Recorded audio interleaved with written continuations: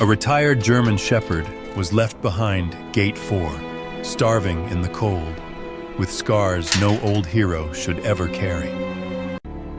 When veteran Ethan Cole opened that gate, the dog did not bark, did not bite, and did not beg. Bishop only trembled at the sound of metal, as if one small key could bring back years of pain. The trail led to Northbridge, a proud academy that called cruelty discipline and called mercy weakness. They said Bishop was dangerous, but the truth was far more heartbreaking. Stay with Bishop's story and tell us in the comments if you believe a wounded soul can still choose mercy. Ethan Cole had learned that silence was never empty. In the winter, silence had weight. It settled on the roof of his small house at the edge of town. It pressed against the windows. It slipped under the door with the cold and sat beside him at the kitchen table long after midnight. He was 46 years old, though some mornings his bones argued for older. A former Navy SEAL, broad-shouldered and steady, with a square, weathered face, gray-blue eyes, and dark brown hair touched with silver at the temples, Ethan had the look of a man who had survived more than he cared to explain. His old faded green military jacket hung on the back of a chair, still holding the smell of snow, motor oil, and wood smoke, and the house was quiet except for the refrigerator humming and the soft click of the wall clock. Then his phone lit up. Ethan glanced at it without moving at first. Not many people texted him after midnight. The ones who did usually had trouble following them. The message had no name attached. South Kennel, Gate 4. Don't let them find him before sunrise. Ethan read it once, then again. No greeting, no explanation. No plea for help dressed up in polite words. Just a location, a gate number, and a warning. He stood slowly. Outside the kitchen window, snow moved sideways through the dark, thin and sharp. The kind of snow that did not cover the world beautifully, only made it harder to see what was already there. For a few seconds, Ethan did nothing, and that was how old training stayed alive in him. First, breathe. Second, think. Third, do not mistake urgency for truth. It could be a trap, it could be a prank, it could be some kid testing an old veteran's conscience because people liked to believe men like Ethan would come running at the word rescue. But the last line held him. Don't let them find him before sunrise. Not it. Not that place. Him. Ethan picked up the phone and called Deputy Claire Boone. She answered on the fourth ring, voice rough with sleep and duty. Cole? I got a message. At this hour, that never means pie. Despite himself, Ethan almost smiled. Claire had a way of putting a little dry humor in dark places, not enough to brighten them, just enough to prove people were still human inside them. He read the message aloud. Claire went quiet. Ethan could picture her sitting up, blonde hair loose from its usual low tie, pale eyes narrowing as the deputy part of her pushed sleep out of the room. South Kennel, she said. That old service road behind the county storage lots? That's what I'm thinking. That place was on an abandoned property list last year. Animal control checked it once. Empty then. Maybe it isn't now. Claire exhaled. You armed? Not the question. It is when you call me after midnight about a locked gate. I'm not going alone. That stopped her for a moment. Claire knew enough about Ethan to understand what that meant. He could go alone. He simply had chosen not to. Maybe age had taught him restraint. Maybe guilt had taught him restraint. Maybe guilt had. Sometimes the two looked the same from a distance. I'll meet you at the service road, she said. 15 minutes. Ethan ended the call, then reached for his jacket. His fingers brushed the old metal key fob in the pocket, the one with a single letter scratched into it. A. He closed his hand around it for half a second, not long enough to become a prayer, just long enough to become memory. Then he let it go. The road south of town was narrow and badly plowed. Ethan drove with the heater low, both hands on the wheel, headlights cutting through snow and pine branches. Claire's cruiser was already waiting where the paved road gave up and turned to broken gravel. She stepped out wearing a dark deputy jacket over gray thermal layers, black gloves, and duty boots planted firm in the snow. A thin scar crossed her left eyebrow, pale against the red of cold skin. She carried herself like someone who believed in procedure, because procedure was sometimes the only fence between help and harm. "You sure you don't know who sent it?" she asked. "No." "Old case, old contact?" "Could be." "That means no." "It means not yet." Claire gave him a look but did not argue. She shone her flashlight down the service road. "If there's an animal in distress, I can document emergency intervention. But we do this clean, no cowboy work." Ethan nodded. "Clean." They walked in together. The kennel appeared out of the dark in pieces. First, the top of the rusted fence, and then the broken security light hanging by a wire, then the long, low concrete building, half swallowed by weeds poking through snow. The place looked less abandoned than forgotten. Abandoned places had endings. Forgotten places kept waiting. Claire moved her flashlight across the gates. 1, 2, 3. At gate 4, Ethan stopped. At first he saw only shadow behind the chain link. Then the shadow breathed. Claire's light lowered. A German shepherd lay on the concrete floor inside the kennel, large but wasted thin, with a black and white coat dulled by dirt and neglect. His back and ears were dark as wet coal. White-gray fur marked his chest, throat, lower muzzle, and forelegs like snow that had survived too long beside a road, and a narrow white streak ran down from his forehead toward his muzzle, crooked like a lightning mark. One ear stood straight, the other bent slightly at the tip. He did not bark. He did not growl. He watched them. That was worse. A dog with strength left might warn you. A dog with hope left might whine. This one only looked at Ethan as if he had already learned that people arrived too late, or arrived for the wrong reasons, or arrived with gentle voices and hard hands. Claire crouched near the gate. Good Lord. The shepherd's ribs moved under his coat. Old scars crossed the fur at his neck and shoulder. There was a raw patch near his side.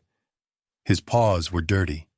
His collar was black leather, cracked and worn, with a scratched metal tag hanging from it. Ethan leaned closer, G from it. Ethan leaned closer. The tag read, Bishop. Bishop, Ethan said softly. The dog's eyes shifted to him, brown with a little amber in them, tired but not empty. Claire reached for her key ring to open her evidence pouch and take photographs first. The keys touched one another with a small metallic clink. Bishop collapsed lower against the floor. Not away from Ethan. Not away from Claire. Away from the sound. The reaction was so fast and so practiced that Ethan felt something inside his chest go still.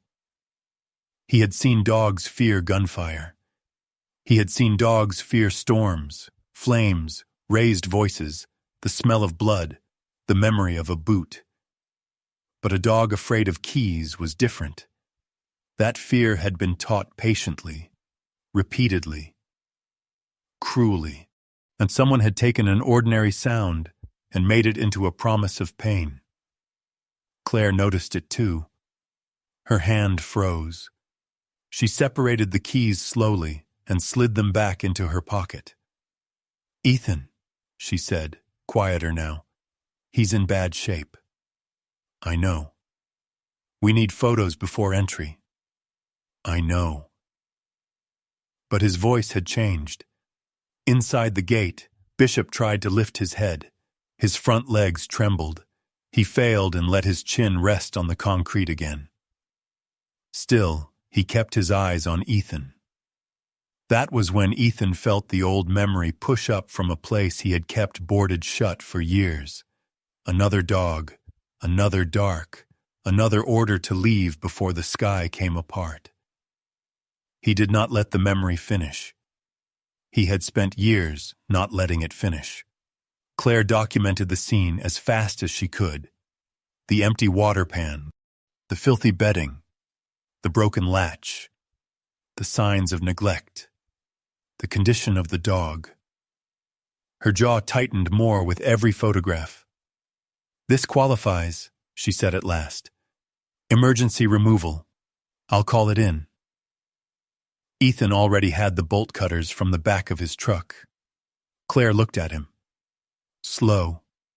He nodded. The chain resisted, then snapped with a hard crack. Bishop flinched, but he did not bite. When Ethan opened the gate, he did not walk straight in. He crouched outside first, making himself smaller than his size wanted to be. "Bishop," he said, "I'm coming in." The dog's nostrils moved. Ethan stepped inside and paused. Bishop's eyes tracked his hands. Not his face, his hands. That told Ethan more than any report could have.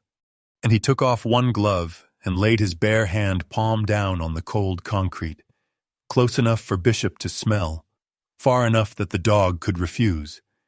Bishop stared at it. The seconds stretched thin. Then the old shepherd moved his nose a fraction forward and breathed Ethan in. No trust yet, only inspection. But inspection was better than surrender. Ethan slid one arm under Bishop's chest and the other behind his hips. The dog trembled so hard, Ethan could feel it through his jacket. Bishop was lighter than he should have been.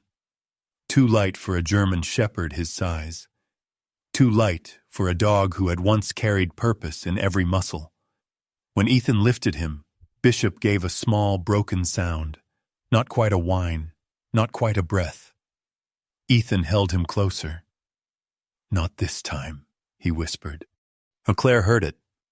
She looked at him, but said nothing. Some sentences were not meant to be questioned the first time they escaped a man. By the time they reached Dr. Mara Vale's clinic, the snow had thickened. The building sat near the edge of town, low and warm-lit, with a blue sign half covered by frost. Mara met them at the side entrance before Ethan had even called twice. She was in her early 40s, compact and steady, brown hair tied low, a navy utility jacket thrown over a gray sweater. Her eyes went first to Bishop, not to Ethan, not to Claire, not to the blood on the old blanket. "Exam room 2, she said. No drama, no gasp, just action. Ethan liked her for that. Inside, the clinic smelled of antiseptic, clean towels, and old coffee. Mara worked with the careful quiet of someone who knew fear could hear fast movements. She did not crowd Bishop. She did not speak in baby talk. She let him smell her wrist before she touched him. "Severe dehydration," she said. "Possible infection, old scar tissue, some fresh pressure sores. Body condition is poor, but he's still fighting." Bishop lay on the padded table, eyes half open. When Mara lifted the scanner for the microchip, Ethan saw the dog's eyes flick to the device. "It won't hurt," Mara said, more to the room than to Bishop. The scanner passed over Bishop's shoulder. It beeped. Mara read the number, typed it into the registry, then paused. Claire noticed first. What? Mara did not answer right away. Her face changed only a little, but Ethan saw it. The people who worked around pain learned not to show every wound on their face. The registration points to an old institutional owner, she said. Ethan stood very still. Mara turned the screen slightly. Northbridge Tactical Academy. Claire stared at the name. That can't be right. But she said it like someone who knew very well it could be. Northbridge was not just a training school. It was the training school. Its graduates wore badges across half the county. Its director appeared at fundraisers, memorials, and election year safety panels. People said the name with respect, sometimes with envy. Ethan looked from the screen to Bishop. The dog's breathing was shallow, but steady now. Anything else? Ethan asked. Mara scrolled. The chip record has been modified. More than once. Modified how? I'm not the best person for that. She reached for her phone. But I know someone who is. Noah Bell arrived 40 minutes later wearing a dark bomber jacket, glasses, and the expression of a man who had been pulled from sleep but had brought his brain with him anyway. He carried a laptop bag over one shoulder and a bright orange USB drive clipped to his keys. He was young enough to look out of place among all that old gilt. But when he opened the registry data, his manner changed. The awkwardness disappeared. His eyes moved quickly across the screen. Okay, Noah said. The chip is real. The registration is real. But this record has been overwritten at least twice. Claire folded her arms. Can you tell by who? Not yet. Noah leaned closer. He folded her arms. Can you tell by who? Not yet. Noah leaned closer. But the dates don't line up. The retirement status, vaccination entries, and transfer records are stepping on each other. See this gap? A dog doesn't just disappear from a system for 18 months and then come back as a clerical correction. Ethan looked at Bishop. The shepherd was asleep now, though not peacefully. His paws moved once under the blanket, as if running from something he could not outrun while awake. Noah's voice dropped. Someone didn't just abandon this dog, he said. Someone tried to erase where he came from. The room went quiet. Ethan had thought he was standing at the end of a rescue, and a dog pulled from a locked kennel, a report filed, a warm blanket, a little mercy delivered late, but delivered. Now the name Northbridge glowed on the screen like another gate in the dark. And behind that gate, Ethan knew there was more than Bishop. By morning, the snow had stopped, but the cold stayed. It clung to the windows of Mara Vale's clinic and turned the parking lot into a sheet of dull gray ice. Inside, the lights were soft. The air smelled of antiseptic and warm towels, and Bishop lay on a padded exam table with a blanket tucked around his thin black and white body. He had survived the night. That was the first victory, not a loud one, not the kind anyone clapped for. Just a slow breath in, a slow breath out, and an old German shepherd still choosing to remain in the world. Ethan stood near the wall, arms folded under his faded green military jacket. He had not slept, and his gray-blue eyes stayed on Bishop, but he did not crowd him. He had learned during the night that Bishop did better when no one stood directly over him. Dr. Mara Vale moved around the table with the quiet care of someone entering a room where grief was sleeping. She had changed into a clean navy utility jacket over a gray turtleneck, her brown hair tied low, sleeves pushed above her wrists. Her hands were steady, but her face had that tired softness Ethan had seen in people who had looked at suffering long enough to stop being shocked by it, but not long enough to stop caring. "No fever spike," she said. "That's good. He took fluids better than I expected." Ethan nodded. "Good." Mara glanced at him. "That is not the same thing as safe." "I know. I'm saying it anyway." He looked at her then. She did not smile.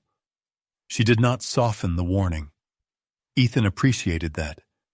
False comfort had always bothered him more than bad news. Bishop's eyes opened when Mara touched the edge of the blanket. Not wide, not panicked, just awake enough to measure the room. His right ear, the one bent slightly at the tip, twitched once. Mara slowed her hand. "You get to know first," she murmured. She let Bishop smell the back of her fingers before she lifted the blanket. Ethan had seen the scars the night before, but daylight made them less merciful, and there were thin, pale lines under the thick fur near Bishop's neck, half hidden by the black leather collar. A raw pressure sore near the ribs. Old healed marks across the shoulder. Places where white-gray fur had grown back unevenly. Places where it had not grown back at all. Mara did not describe them like wounds from a battlefield. She described them like a map. "This one is old," she said, parting the fur near Bishop's neck. "Months at least, maybe longer. Narrow and repeated. Not one injury." She moved lower, careful not to pull at tender skin. "Here, friction pattern. Something strapped tight across the chest over and over, too tight or too long." Ethan kept his jaw still. Mara's fingers paused near a small round mark under the left shoulder. "This one worries me. What is it? I can't say for certain without more testing, but it looks consistent with a contact burn. Small device, controlled point." Ethan did not ask what kind of device. He already knew enough to hate the answer. Bishop shifted. His front paw trembled, then stilled. Mara drew back at once. "All right. That's enough for that side." She reached for her tablet and began taking notes. No dramatic speech, no raised voice, just evidence, one line at a time. Somehow that made it worse. Anger could be dismissed as emotion. This was harder, and this had dates, placement, tissue change, muscle compensation. "This was not a dog injured once and neglected afterward," Mara said. "His body shows repetition." Ethan looked at Bishop's face. The old shepherd had closed his eyes again, but he was not asleep. "Repetition," Ethan repeated. "Yes. Whatever happened to him happened in patterns." Noah Bell sat at a counter across the room, with his laptop open, and a cup of clinic coffee he had not dared drink. The young data tech looked more awake now than he had before dawn.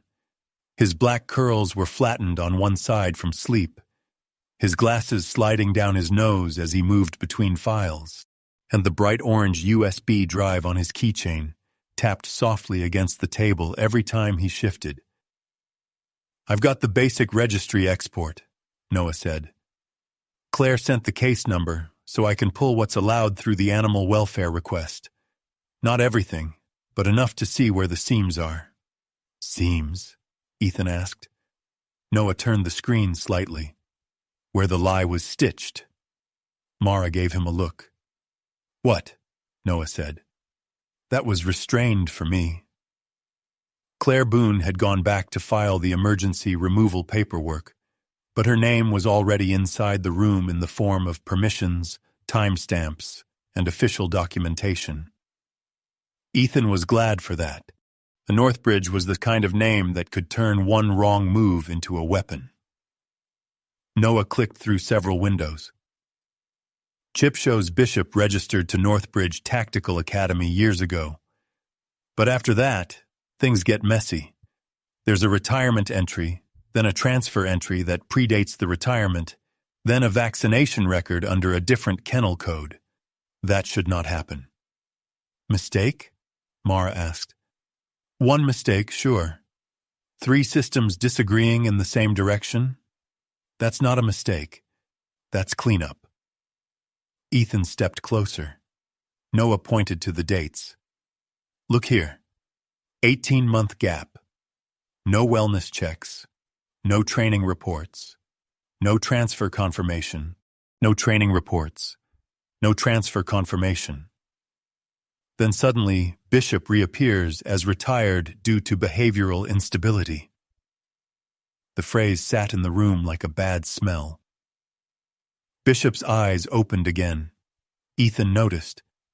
He did not believe the dog understood the words. But sometimes a room changed around a lie, and animals knew before people did. Mara said, "Behavioral instability is a useful label." Noah nodded. Very useful. It makes people stop asking why a dog was moved, isolated, or denied public adoption. Ethan looked down at Bishop. Who signed it? Not visible in this export. Could be buried in Northbridge's internal files. Or erased. Noah did not answer. That was answer enough. Mara continued her examination in short stages. She never pushed Bishop past what he could take, and she checked his range of motion, his paws, his ribs, his reaction to touch. Each time Bishop stiffened, she stopped before fear had to become defense. There was a kind of mercy in that timing, not softness. Discipline, Ethan thought. Real discipline. The kind that did not need to prove itself by force. Noah, meanwhile, began sorting old training attachments linked to Bishop's registry code. Some files were blank. Some were corrupted. Some had names that meant nothing unless placed beside dates. Then one short audio file opened by accident. 3 sharp whistle beats cut through the clinic. Bishop dropped flat against the table. It happened so fast that Mara's hand froze in midair. The old shepherd did not bark. He did not snap. He made no dramatic sound at all, and his body simply folded downward, as if an invisible weight had landed on his spine. Noah slapped the laptop mute key. Sorry. I'm sorry. I didn't know that was... Quiet, Ethan said. Not harshly, just enough. The clinic went still. Bishop's chest moved too fast under the blanket. His eyes were open now, but he was not seeing the exam room. He was somewhere else, under another ceiling, with another set of hands deciding what would happen to him. Ethan felt the old instinct to rush forward and fix it. He did not. Instead, he lowered himself slowly to the floor beside the table, not reaching, not commanding, not pretending that fear could be talked out of a body that had learned it through pain. He took the metal keyring from his belt and placed it on the counter behind him. Then he moved his hands into the open where Bishop could see them. That sound's gone, Ethan said. Bishop stared at him. No more. The shepherd's breathing stayed fast. Ethan breathed slower.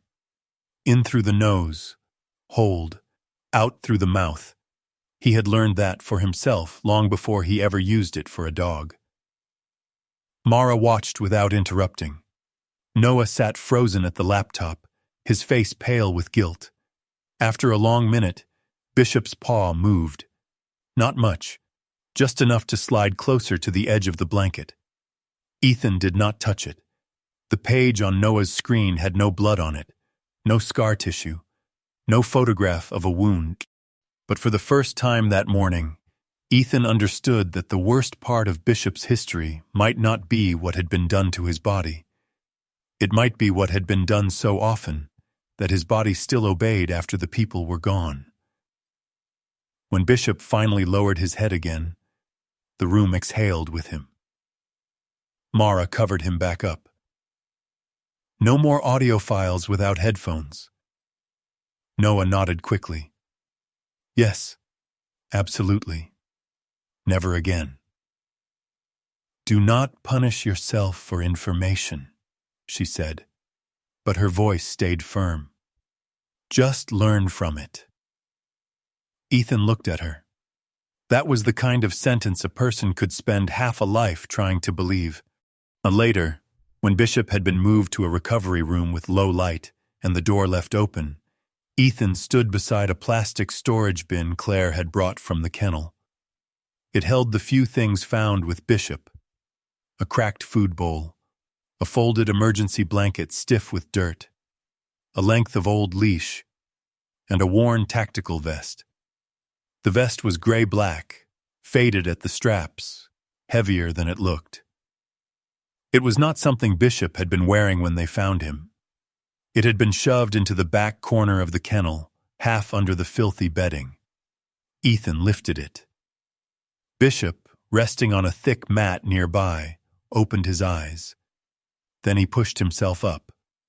Not fully. His legs were too weak, but his head rose and a low tremor passed through his body. Mara noticed at once. Put it down. Ethan set the vest on the floor. Bishop stared at it. Not at Ethan, not at Mara. At the vest. Then, with visible effort, he dragged one front paw forward and nudged the vest away with his muzzle. The movement was small, almost clumsy, but it was deliberate. Mara crouched beside him. He doesn't want that near him. Ethan looked at the vest again. Or he wants it noticed. Noah came over, careful to stay behind Ethan and away from Bishop's direct line. That thing have a tag? Ethan turned the vest slowly. There were old initials faded near the inner seam, not printed, and handwritten once in black marker, now almost gone. BC. Bishop Cole? No. The dog's name was Bishop. Maybe a kennel code. Maybe something else. Then Ethan saw the stitching. One section of the inner padding had been repaired with thread slightly darker than the rest. A neat job, but not factory. Someone had opened it and closed it again. Mara handed him a small pair of medical scissors. Carefully, she said. Ethan cut the stitches one by one. Inside the padding was a strip of folded gauze wrapped in waterproof tape. Inside that was a small memory card. No one spoke for a few seconds. Noah whispered, "That is either very important or very illegal." Ethan handed it to him. "Find out which." Noah did not plug it into his main laptop right away. He pulled out an isolated reader from his bag and worked with more caution than humor now. The process took time. Too much time for a room already crowded with questions. At last, one file name appeared. Then another window. Noah frowned. Most of it's encrypted. Most? Ethan asked. There's one readable text file. He opened it. The screen showed a single line. Bishop was not the first. Mara folded her arms, not from cold. Ethan stared at the words. Bishop was asleep again, or pretending to be. His white-marked face rested on the edge of the mat, and the crooked streak down his forehead caught the light, making him look younger for a moment. Almost like the dog he might have been before men decided fear was easier than trust. Noah kept working, quieter now. The readable file contained no confession, no full report, no neat gift of justice. Just that line and a fragment of metadata tied to an old Northbridge archive. It took Noah another hour to pull the associated image. The photograph appeared grainy at first, then sharpened. Bishop stood younger and stronger in a training yard, black and white coat clean, ears high, eyes alert, and beside him stood a man Ethan did not know yet, lean and tired-looking, one hand resting near Bishop's shoulder. Noah found a partial caption. Jonah Reed, Senior K-9 Instructor. On the other side stood a taller man with silver hair, a dark coat, and a face made for public ceremonies. Noah clicked into another file. Director Hollis Vane, he said. Northbridge. There was a third person in the photograph, or there had been. The space was there, a shoulder, part of a sleeve, one hand near Bishop's collar. But the face had been torn from the image before it was scanned, leaving a pale, ragged gap where a man's identity should have been. Ethan leaned closer, and the missing face bothered him more than the names that remained. People erased strangers when they did not matter. They erased the guilty when they wanted distance. But this was different. This looked like someone had removed a person who mattered too much. Noah swallowed. Whoever that was, someone didn't want him remembered. Ethan looked from the torn photograph to Bishop, then back to the line on the screen. Bishop was not the first. He had come to the clinic thinking scars belonged to the past. Now he understood they could also be directions. And every one of Bishop's wounds seemed to point back toward Northbridge. Northbridge Tactical Academy stood on a hill above the county road, white and gray against the winter trees. From a distance, it looked almost noble. The main building had tall windows, stone steps, and 2 flags snapping in the wind. Beyond it, training yards stretched behind black fencing. Every line was straight, every sign was polished. Even the snow along the driveway had been plowed into clean white banks, as if disorder itself was not allowed past the entrance. Ethan sat in the passenger seat of Deputy Claire Boone's cruiser and looked through the windshield. He had seen places like this before. Bases, training centers, buildings built to make young men stand taller just by walking through the door, to places where words like honor and discipline were carved into stone so no one had to ask whether the people inside still practiced them. Bishop lay in the back of Ethan's truck, parked behind the cruiser. Dr. Mara had argued against bringing him at all, and Ethan had agreed with most of what she said. The old German shepherd was weak. His body had barely begun to trust warmth again.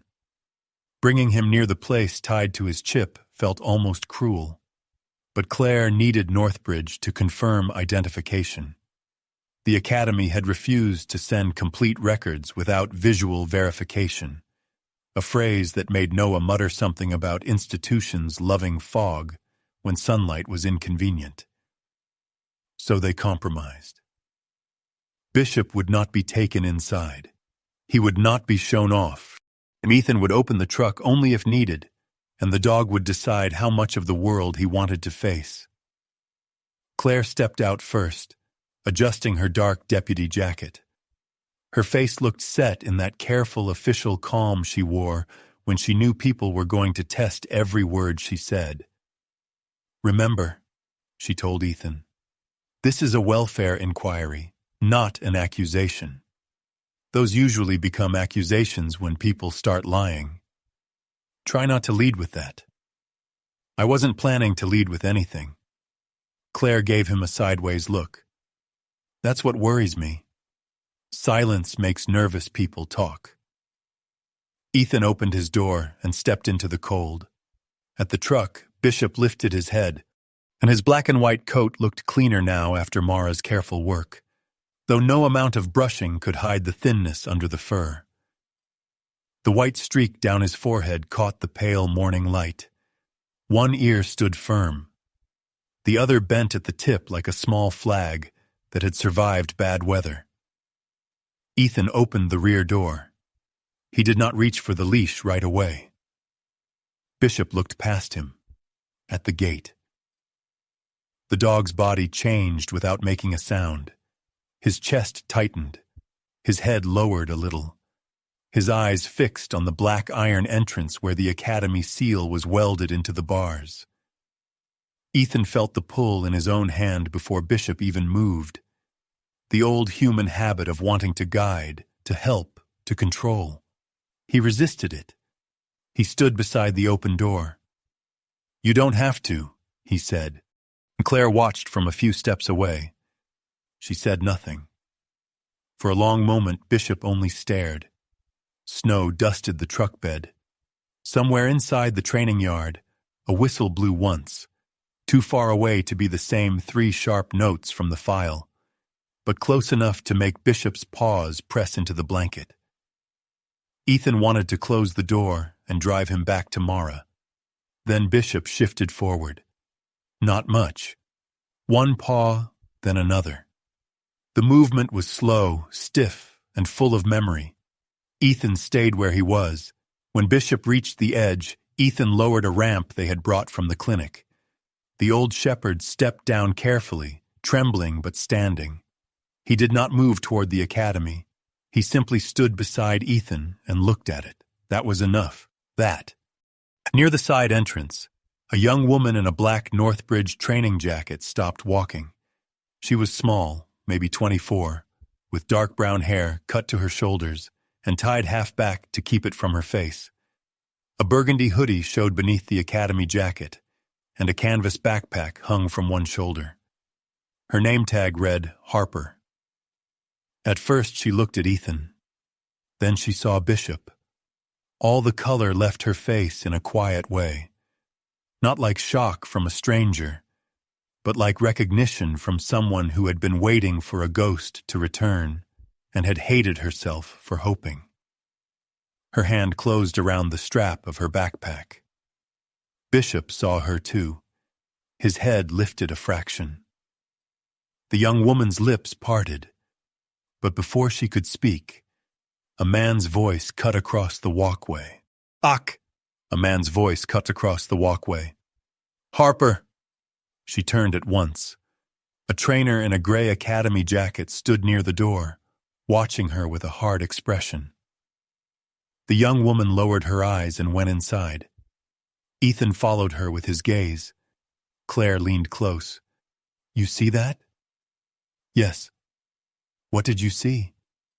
"Someone trying not to know a dog." Claire's mouth tightened. "That isn't a reportable observation." "No, but it's usually a true one." They entered through the administrative wing without Bishop.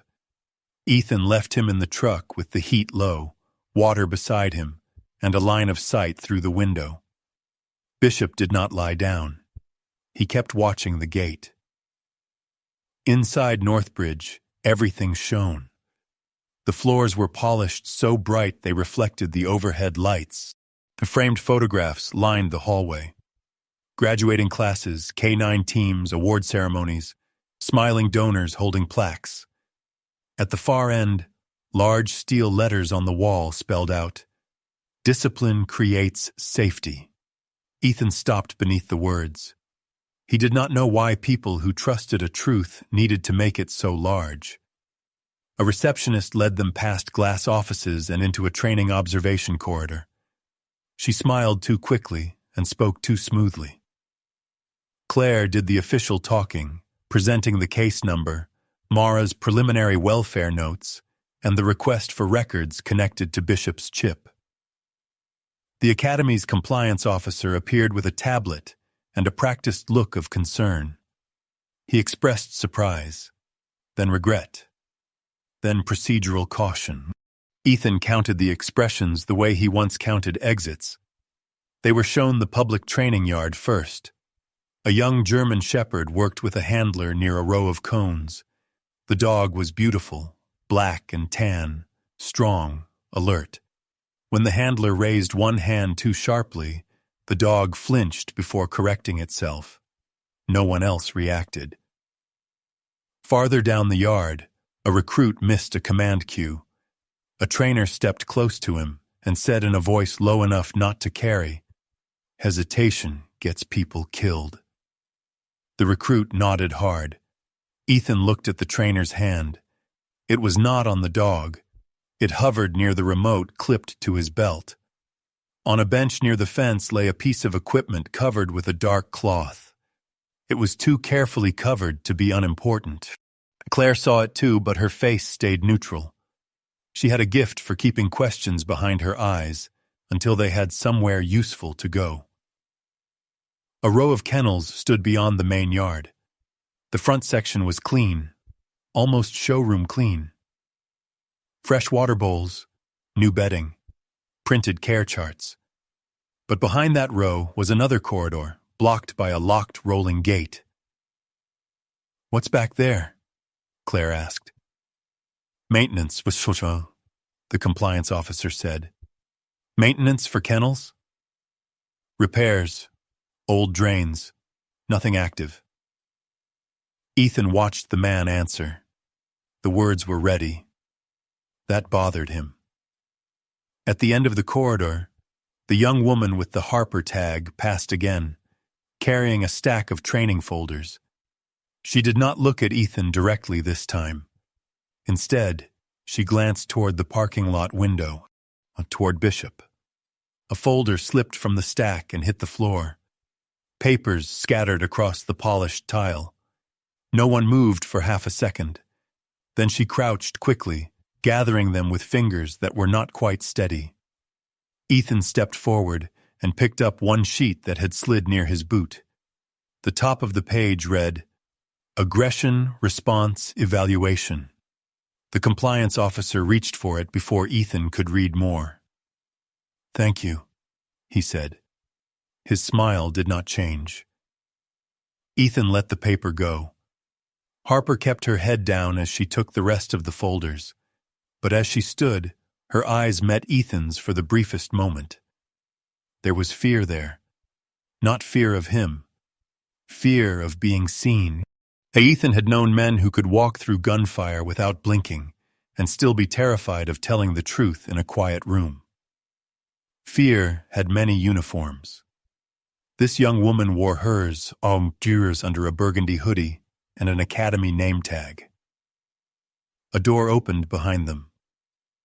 The hallway seemed to adjust itself before the man even spoke. Director Hollis Vane was tall, silver-haired, and dressed in a charcoal overcoat that looked too clean for the training yard. He moved with the ease of a man used to people making space for him. Black leather gloves covered his hands, though they were indoors now, and a Northbridge pin sat at his lapel like a small, polished verdict. "Deputy Boone," he said warmly, "I apologize for not greeting you sooner. Unexpected inquiries deserve proper attention." His voice was smooth. A public voice, Ethan thought. A voice shaped by ceremonies, donors, and rooms full of people who wanted to believe him. Claire shook his hand. "Director Vane." Vane turned to Ethan. "And you must be Mr. Cole." Ethan. "Yes. Former military, I understand. Among other things." Vane smiled as if that amused him. "We have many veterans in our extended academy family. Their service is respected here." Ethan did not answer. Vane's eyes stayed on him a little too long, then drifted toward the parking lot. "I'm told you brought the dog." "His name is Bishop," Ethan said. "Of course, Bishop." Vane sighed softly, making grief sound administrative. "A difficult case, and we were sorry to hear his condition had deteriorated after retirement." Claire said, "Your records show inconsistent transfer data. Our archives are extensive. Older records sometimes migrate poorly between systems." Noah would have laughed at that. Ethan almost wished he were there. Claire continued, "We'll need complete files, and we will provide what we are legally required to provide." Vane's smile stayed intact. "But I must caution you. Bishop was not an ordinary retirement. He displayed signs of instability near the end of his working period." Ethan looked at him then. Vane noticed and seemed pleased to have found a nerve. A powerful dog with unstable responses can be dangerous in the wrong hands, Vane said, even when intentions are compassionate. There it was, and wrapped in concern, dressed as public safety, a knife with a clean handle. Ethan could have replied. He could have told Vane that Bishop had not snapped, not lunged, not shown aggression even after being found starving behind a locked gate. He could have said a dozen true things. Instead, he let the silence sit. Vane waited for anger. Ethan gave him none. For the first time, the director's polished expression thinned. Claire closed her folder. We'll submit a formal request by end of day. I'll instruct my staff to cooperate. That would be wise. As they left, Ethan glanced once more through the glass toward the yard. Harper stood at the far fence, half hidden behind a training shed, looking toward the parking lot. Bishop was visible through the truck window, sitting upright now, his white-marked face turned toward her. Neither moved. Yet something passed between them. Not a greeting. Not comfort. Something older and more painful than both.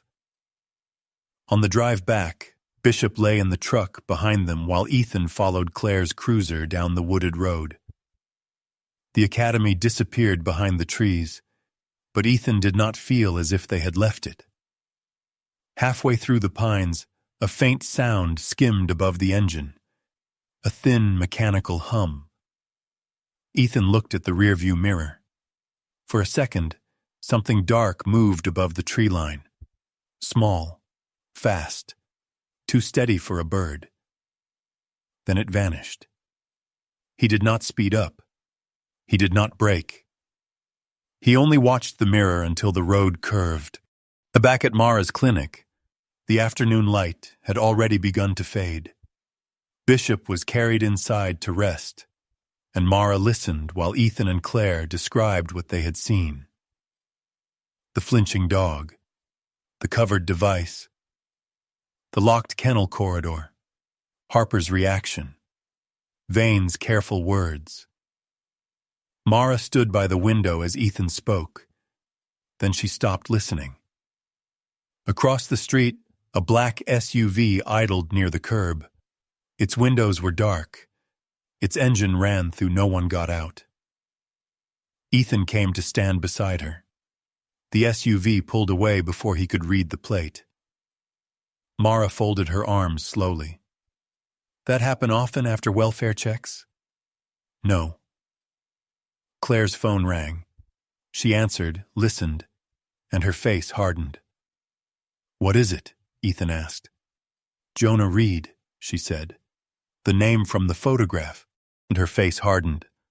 What is it? Ethan asked. Jonah Reed, she said. The name from the photograph. Dispatch just got a call from him asking for you by name. Ethan frowned. He called dispatch? No, he called the clinic first. Mara's front desk transferred him to my line when he started panicking. Mara's office phone rang before Claire could say more. Ethan picked it up. For a moment there was only breathing on the other end. Ragged. Close to breaking. Jonah Reed? Ethan asked. A man's voice answered, low and scraped raw by fear. If you found Bishop, they already know where you are. Ethan's hand tightened on the receiver. Who is this? You saw the picture, the man said. I know you did. Behind Ethan, Mara and Claire stood motionless. What do they want? Ethan asked. The breathing hitched. They want what they always wanted, Jonah said. Obedience. There was a sound on the other end. A thud, maybe. Or a door.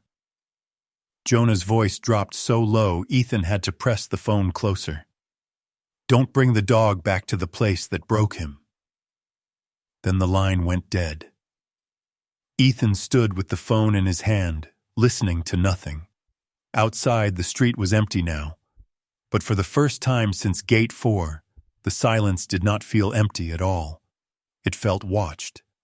Jonah Reed chose a diner that looked like it had been built for people who did not want to be remembered. It sat off the highway between a closed gas station and a used tire shop, its windows fogged from old heat and cheap coffee. A red neon sign buzzed above the door, missing one letter so that Miller's Diner blinked like it was tired of saying its own name. Ethan arrived first. He did not bring Bishop. That had been Mara's decision, and Ethan had not argued. Bishop was back at the clinic, sleeping in the low-lit recovery room with the door open and a bowl of water close enough to reach without standing. After Jonah's warning on the phone, Ethan had wanted to keep the dog where he could see him. But wanting was not always wisdom. Sometimes care meant leaving a wounded creature out of the next fight. Claire knew where Ethan was. She had not liked the meeting being off record, but Jonah had refused to speak inside the sheriff's office. He said Northbridge had friends there. Claire had gone quiet at that, not because she doubted him, but because she did not. So Ethan sat alone in the last booth, facing the door. His faded green military jacket was still damp at the shoulders from melted snow. He had a cup of coffee in front of him that tasted like burnt pennies, but he drank it anyway. Old habits stayed useful. In bad places, keep your hands occupied and your eyes free. The door opened at 9:17. Jonah Reed stepped inside. Ethan recognized him from the photograph before the man even looked up. He was thinner now, smaller somehow, as if years of guilt had taken weight from places food could not replace. His hair was brown-gray and cut short. Wire-framed glasses sat crooked on his nose. He wore a brown canvas jacket, clean but old, over a faded blue flannel. There was nothing dramatic about him. No wild eyes. No heroic stride. Just a man trying very hard to walk like he had not spent the last decade looking over his shoulder. He saw Ethan and stopped, and for a second, Ethan thought Jonah might turn around and leave. Then Jonah crossed the diner. "You came alone?" Jonah asked. "No." Jonah looked toward the window. "Deputy Boone knows I'm here," Ethan said. "That's as alone as I get." Jonah gave a small, humorless nod and slid into the opposite seat. His hands stayed on the table. The fingers were narrow, the nails clean, the knuckles raw from cold or nerves. The waitress came by with a pot of coffee. Jonah flinched when the ceramic cup touched the table. Ethan noticed. Jonah noticed him noticing. "I'm not much use in public anymore," Jonah said. "Then why choose public?"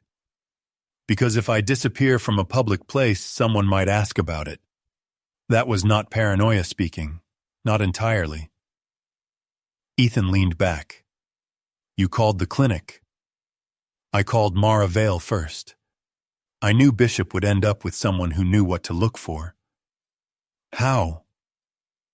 Jonah rubbed at his glasses with a napkin, though they were not dirty. "Because I sent him there once before." Ethan said nothing. "Not Bishop," Jonah corrected quietly. "Another dog, years ago. Mara asked too many questions. Northbridge didn't like her after that." The diner hummed around them. 2 truckers ate eggs at the counter. A woman in a red coat fed quarters into a gum machine for a little boy. A life kept moving in its small, ordinary ways, which made Jonah's fear look even lonelier. "You were Bishop's handler?" Ethan asked. "Not his first, but I trained with him the longest." Jonah looked down at his coffee and did not drink. "He was the best dog we had. Northbridge says he was unstable." Jonah's mouth tightened. "Northbridge says a lot of things if you give it a clean room and a microphone." "Then tell me what he was." For the first time, Jonah looked directly at him.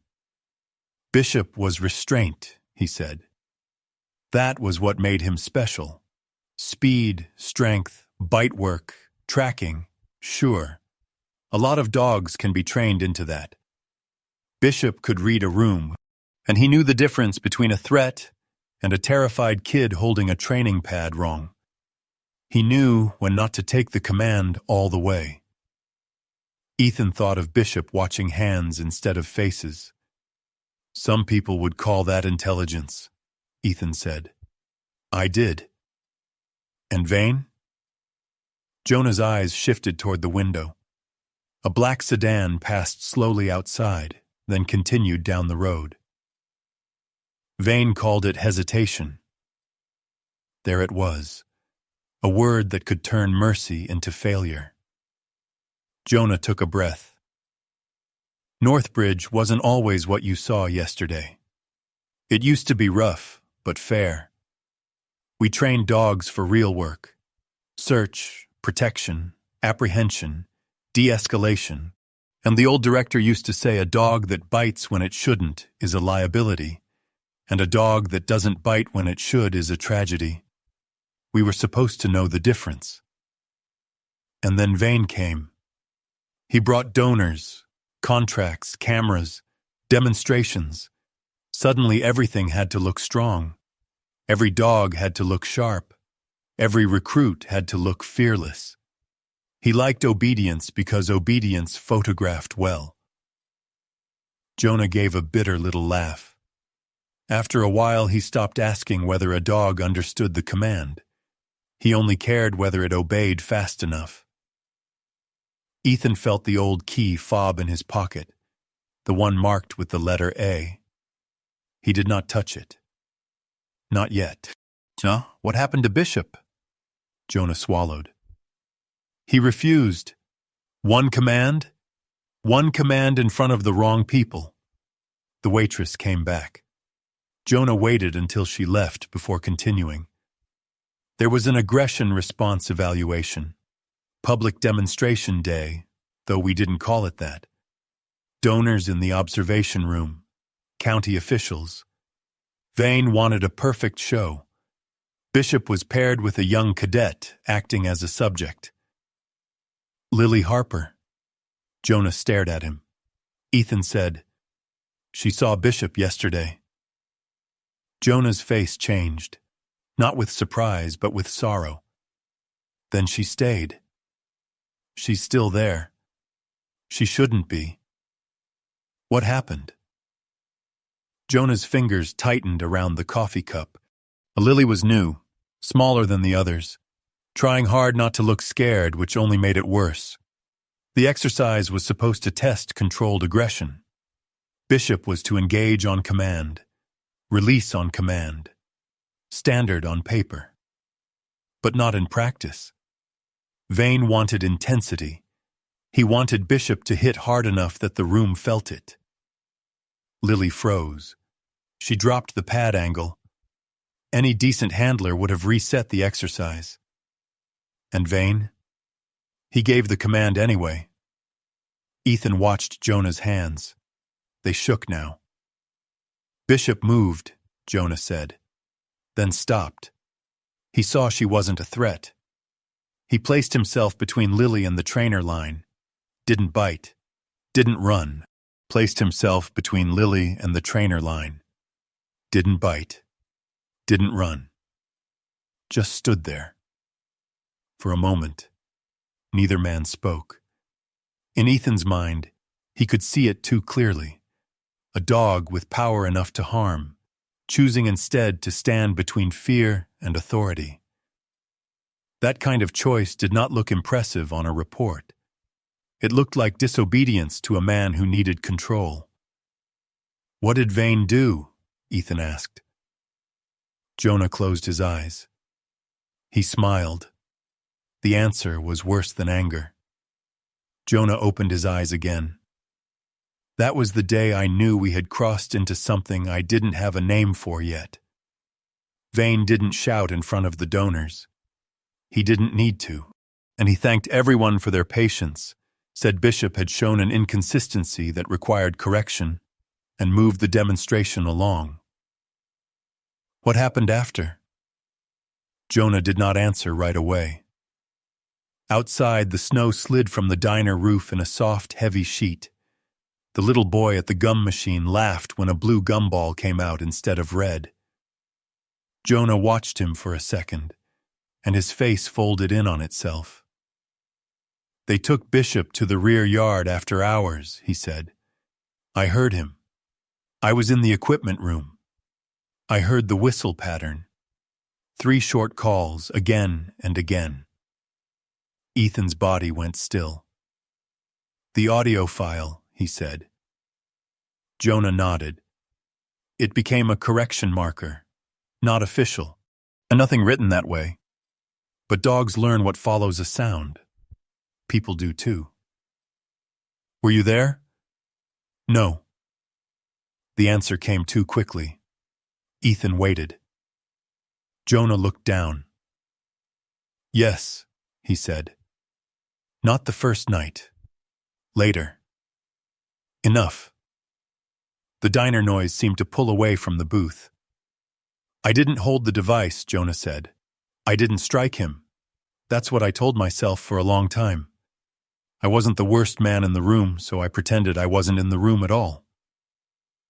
Ethan did not rescue him from the silence. Jonah took off his glasses and rubbed them with the napkin again.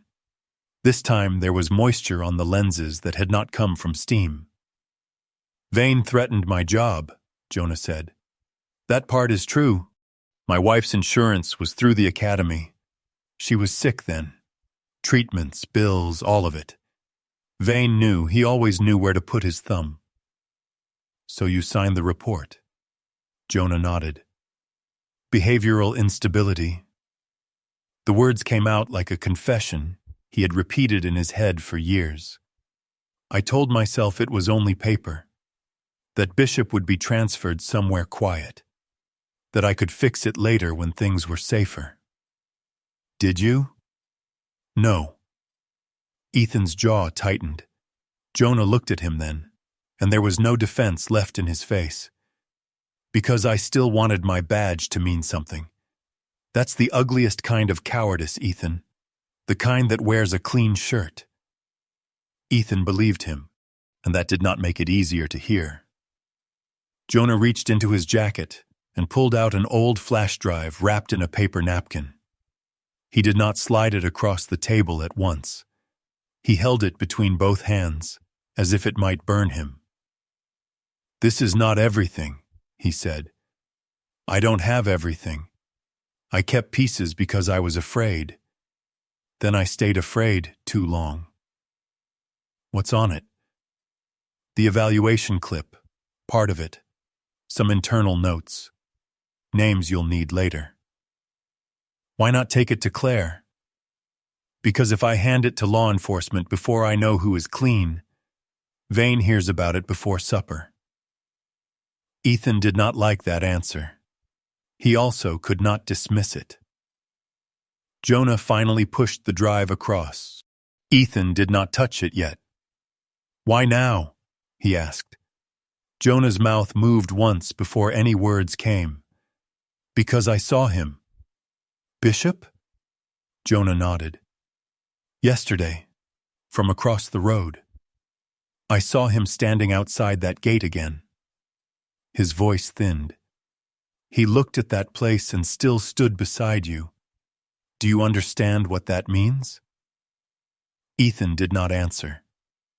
It means they failed, Jonah said. Not completely. Not the way they wanted.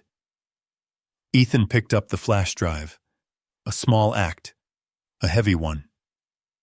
They did not play the video in the diner. Ethan would not risk it there. But Jonah insisted on showing him one short clip from his phone. A copy so degraded it looked almost like a memory trying to survive being buried. He held the phone low between them. The video showed a training yard, winter light, gray walls. Bishop was younger, stronger, his black and white coat clean and his lightning mark sharp down his face. Lily Harper stood several yards away in protective gear that looked too large on her even through the poor sound. Ethan could hear the fear in her breathing. A command came. Bishop moved forward, then stopped. A sharper voice gave the command again. Bishop's body shook. He turned slightly, putting himself between Lily and the line of trainers, and he did not attack. The screen flickered. For 1 second, Director Vane's voice cut through clearly. If that dog won't obey fear, make him afraid of mercy. Then the image died. Jonah lowered the phone. Ethan sat very still. He had seen violence in many forms: loud violence, sudden violence, violence with dust and blood and shouting. But this was another kind. A clean sentence spoken by a clean man in a clean yard, turning compassion into something punishable. Lily was the cadet, Ethan said. Yes. She sent the message. Jonah flinched. Ethan saw the answer before Jonah gave it. I don't know for certain, Jonah said. Don't do that. Jonah looked away. I gave her a number once, he said. Not yours directly. A chain. A veteran contact who knew working dogs. Someone outside Northbridge. I told her if there was ever a dog they tried to disappear, she should not call me first. Why not? Because I had already proven what my courage was worth. A dark vehicle moved slowly past the diner windows. Not the same sedan as before. Or maybe it was. Snow and tinted glass made certainty difficult. Jonah saw it and went pale. I have to go. Jonah, no. He stood too fast, bumping the table. Coffee spilled into the saucer. You don't understand. Vane doesn't need to win a fight. He just needs everyone afraid enough to stand still. Ethan rose too. Then don't stand still. Jonah almost laughed, but it broke before becoming sound. At Northbridge, Bishop was called unstable because he refused to hurt a girl who was already scared. He leaned closer, voice low and shaking. Do not let them turn that into proof he was dangerous. He took a step back. Jonah, Ethan said. Who was the man torn out of the photograph? Jonah froze. For a moment the diner seemed to hold its breath with him. Then his face closed. Someone who tried to stop it before me, he said. And? Jonah looked toward the window again. Oh, and they made sure no one said his name after. He left without finishing his coffee. Ethan watched him cross the parking lot with his head down and shoulders tight. The dark vehicle was gone now. Maybe it had never stopped. Maybe it had only wanted to be seen. Ethan sat back down and looked at the flash drive in his palm. Bishop had not been discarded because he failed. He had been punished because, when power demanded cruelty, he had chosen mercy. And Northbridge had called that instability. Noah Bell did not call it evidence at first. He called it debris. The flash drive Jonah had given Ethan sat inside an isolated reader on Noah's desk at Dr. Mara Vale's clinic. The little orange USB drive Noah carried on his own keychain lay beside it like a bright toy next to a live wire. He had taped a note above the laptop screen in thick black marker. Do not connect to network. Ethan stood behind him with his arms folded, saying nothing. Mara leaned against the counter with a mug of tea gone cold in her hand. Bishop slept under the desk, not deeply, but close enough to rest that no one in the room wanted to move too quickly. The old German shepherd's white-marked face rested on Ethan's boot. Not on purpose, maybe. Or maybe very much on purpose. And with wounded dogs, trust often arrived disguised as accident.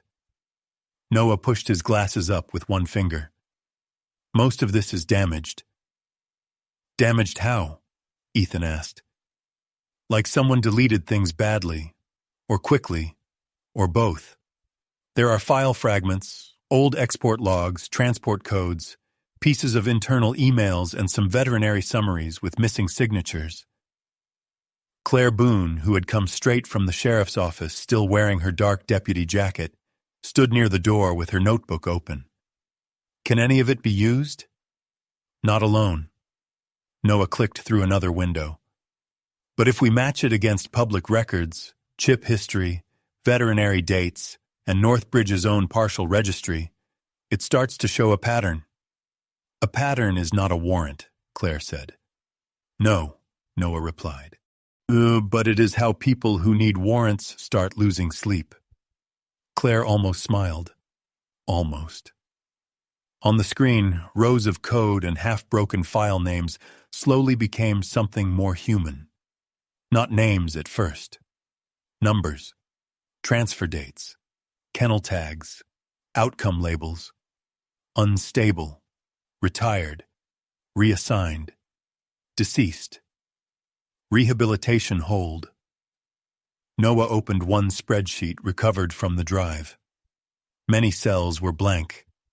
Others held initials instead of names. Several entries had been renamed twice. A few had been marked deceased without any attached veterinary confirmation. It's like a ledger after a fire, Noah said. You can't read every page, but you can still smell what burned. Mara came closer. These are dogs. Yes. Noah's voice lost its humor. Working dogs, it's its humor. Working dogs, mostly K-9 candidates, retired service dogs, and dogs removed from active programs after behavioral notes. Claire's pencil stopped moving. Ethan looked down at Bishop. The shepherd was still asleep, but his paws twitched once. Noah highlighted several rows. Here's what bothers me. Dogs labeled unstable were not always euthanized or placed in sanctuary programs. Some were moved under private transfer codes. Moved where? Claire asked. Noah opened another window. A company shows up again and again. Sutter Protective Services. Mara's eyes narrowed. Private security?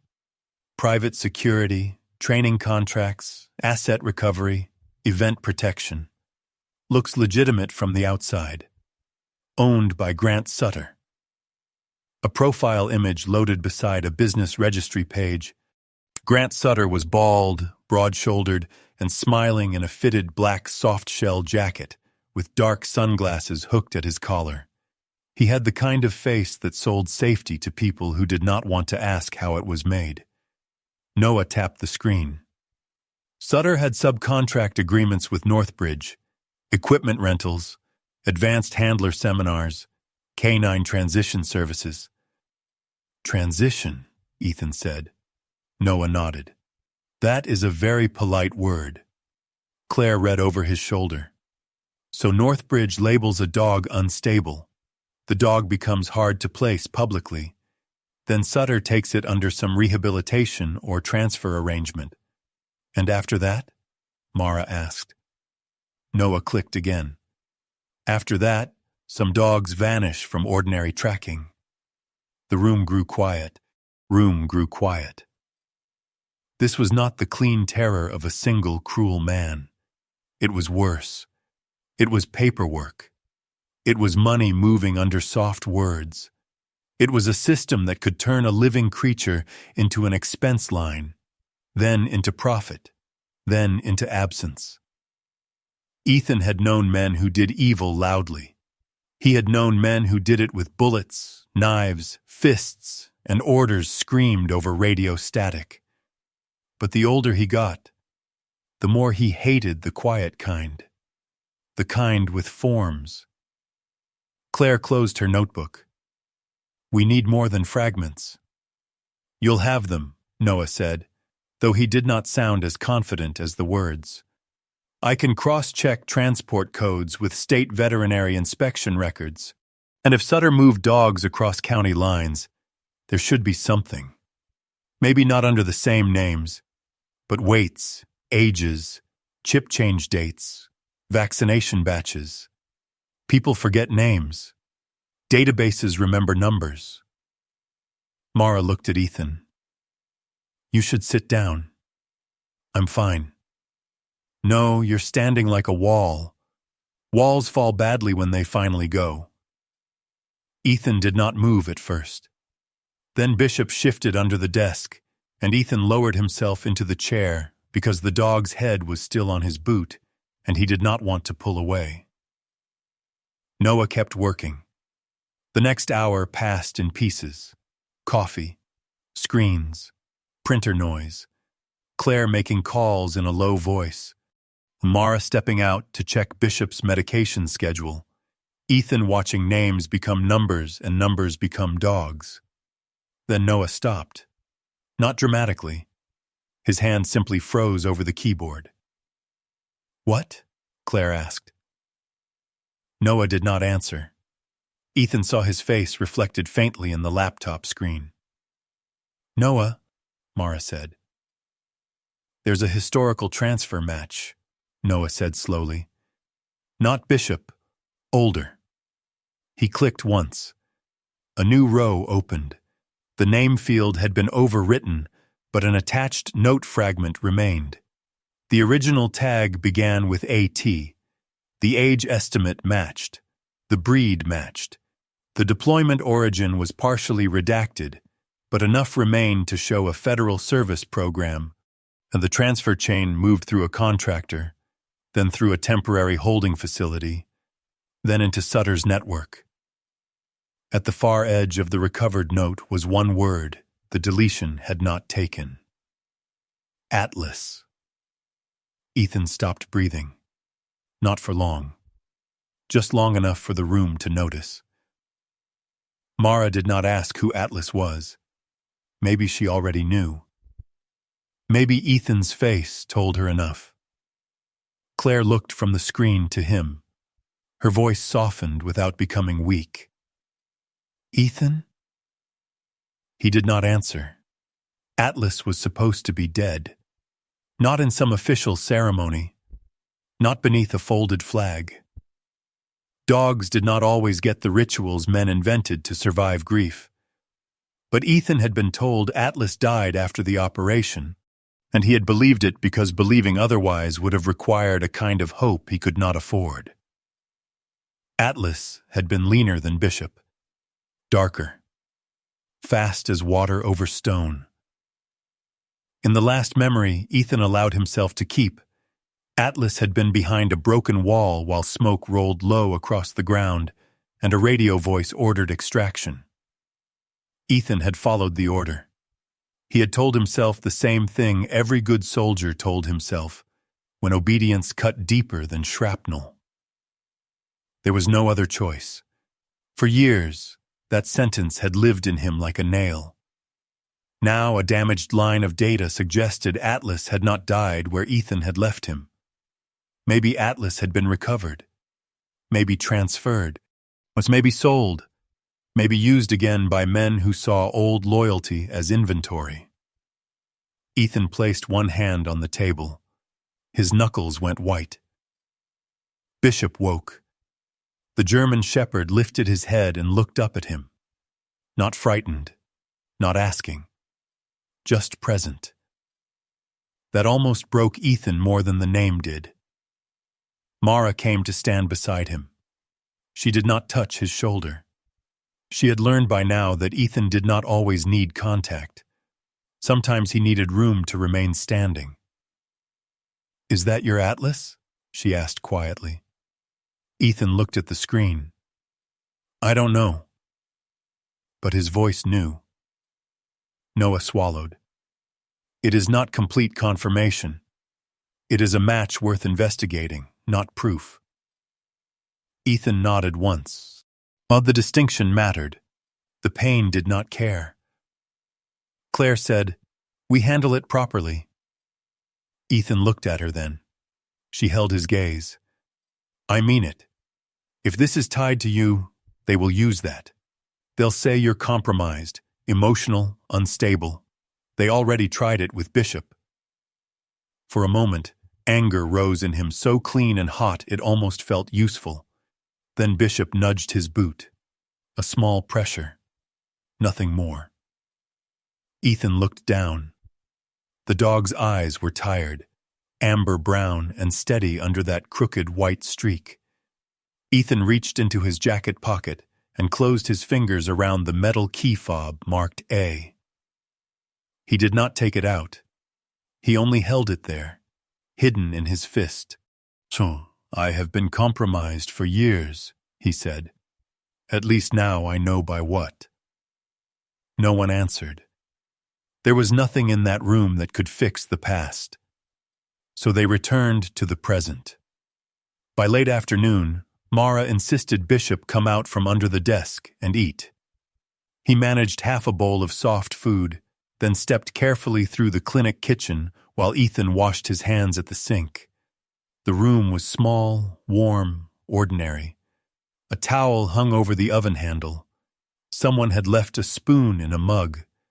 The kind of place no one should have to be brave. Ethan's belt slipped from the back of a chair. The buckle hit the floor with a sharp metal crack. Bishop bolted. Not far, and his body was too weak for far. He scrambled into the corner between the cabinet and the wall, pressing himself low, head down, breathing hard. Ethan did not move toward him. Mara appeared in the doorway, but stopped when she saw Ethan raise one hand. "I've got it," he said. He sat down on the floor several feet away, slow enough that Bishop could watch every inch of the movement. Then he pushed the belt away with 2 fingers until the buckle no longer faced the dog. The silence in the kitchen was not like the silence at Northbridge. This one had space in it. Ethan leaned back against the cabinet. "I know," he said, not loudly. "I hate that sound too." Bishop's breathing remained fast. Ethan did not tell him it was fine. It was not fine. Not inside Bishop's body. Not yet. So he stayed. Minutes passed. The refrigerator hummed. Somewhere outside, a car moved through slush. Mara did not interfere. After a while, Bishop's head lifted. A little, then lowered again. It was not a victory anyone else would recognize. But Ethan did. Trust was not always a dog coming to your hand. Sometimes trust was a dog realizing you would not drag him out of the corner. When Ethan returned to Noah's desk, the young tech looked as if he had aged 3 years in one afternoon. "I found something else," Noah said. Ethan already disliked the sound of it. Claire stepped closer. "Another Atlas match?" "No." Noah turned the laptop. "A current transfer notice. It is buried under a kennel code, but the metadata is active. Dog name, Rook. Breed listed as Belgian Malinois.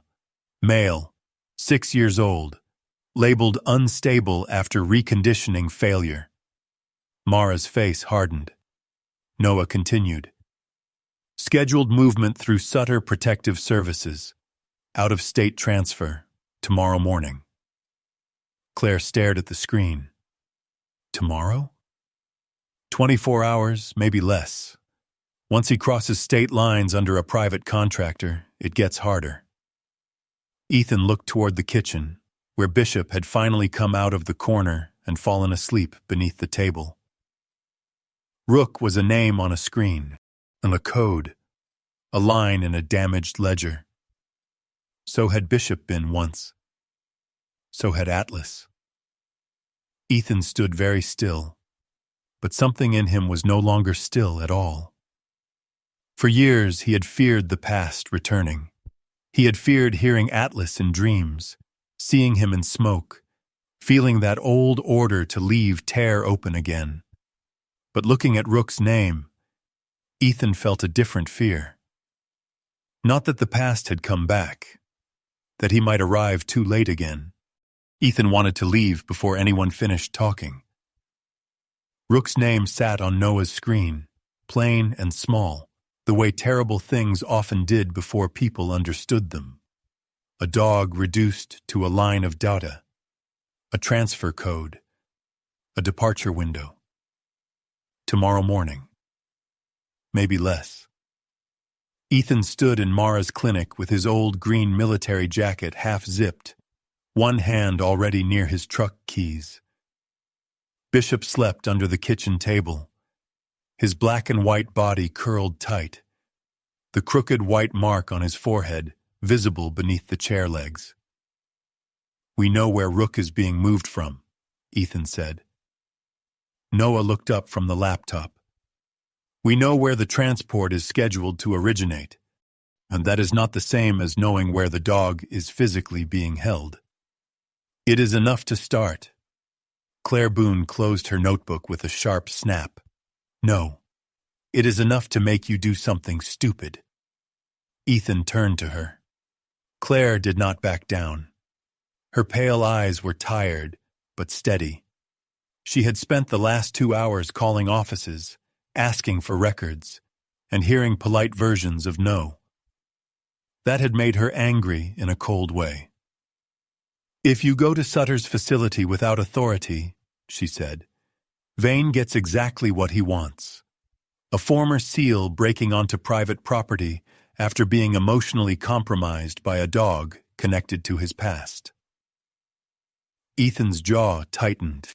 Mara stepped between the words before they became a fight. "Claire is right. I did not ask if it was safe." "No," Mara said. "You asked without asking whether one dog's life is worth risking the case for every other dog in that ledger." The room went quiet. That was the cruel shape of it. Not a simple choice between action and cowardice. That would have been easier. Ethan had lived long enough to know the hardest decisions often placed one living thing in one hand and a larger truth in the other, then asked which one he could bear to drop. Jonah Reed stood near the back door, looking like he wanted to be anywhere else and knew he had lost the right to leave. And he had come to the clinic after Noah confirmed the Sutter connection. His glasses were fogged at the edges, and he kept wiping them with a cloth already too worn to help. "If Ethan goes in alone," Jonah said, voice low, "Vane will bury everything by lunch." Ethan looked at him. "You spent years letting him bury things." Jonah flinched as if the words had struck bone. Mara said, "Ethan." "No," Jonah said. "He is not wrong." Bishop lifted his head under the table. That stopped Ethan more effectively than any rebuke. The old shepherd looked at him, not frightened, but alert to the change in the room. Ethan could see the lesson forming there. Anger made air heavy. A dog's noticed before people admitted it. Ethan let out a slow breath. Claire softened her voice by 1 degree. "We move fast, but clean. I can request an emergency inspection on Sutter Protective Services if Noah ties the transport code to active animal welfare risk, and if Jonah gives a sworn preliminary statement." Jonah swallowed. "I will." Claire looked at him.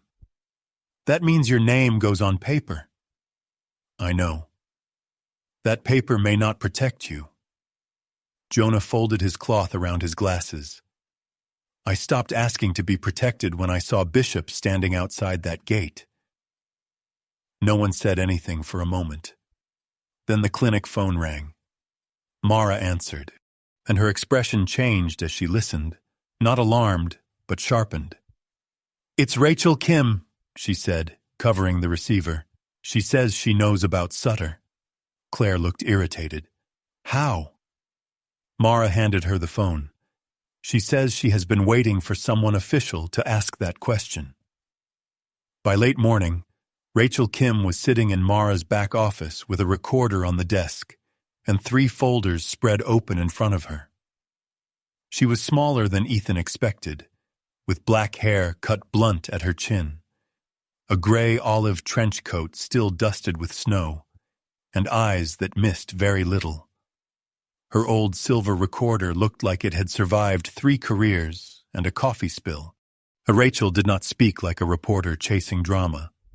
She spoke like a woman who had knocked on too many doors and remembered exactly who had pretended not to be home. I have 2 former employees from Sutter who will speak if law enforcement is already moving, she said. Not before. They are scared of civil suits, private investigators, and losing licenses. Claire asked, "And Northbridge?" Rachel tapped one folder.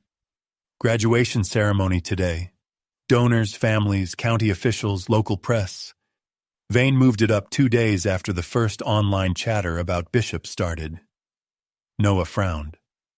Online chatter? Rachel slid her phone across the desk. A Northbridge statement filled the screen. And it did not name Ethan directly, but it did not have to. It warned the public about emotionally charged misinformation. An unstable retired K-9, a disgruntled former employee, and outside individuals with personal trauma attempting to discredit respected public safety institutions. Claire read it once and swore under her breath. Jonah closed his eyes. Ethan did not touch the phone. There it was. The clean knife again. Bishop's trauma. Jonah's guilt. Ethan's past. Each part real enough to be twisted. Rachel watched him. They want you angry. I know. They want you visible angry. I know that too. Good, she said. You visible angry.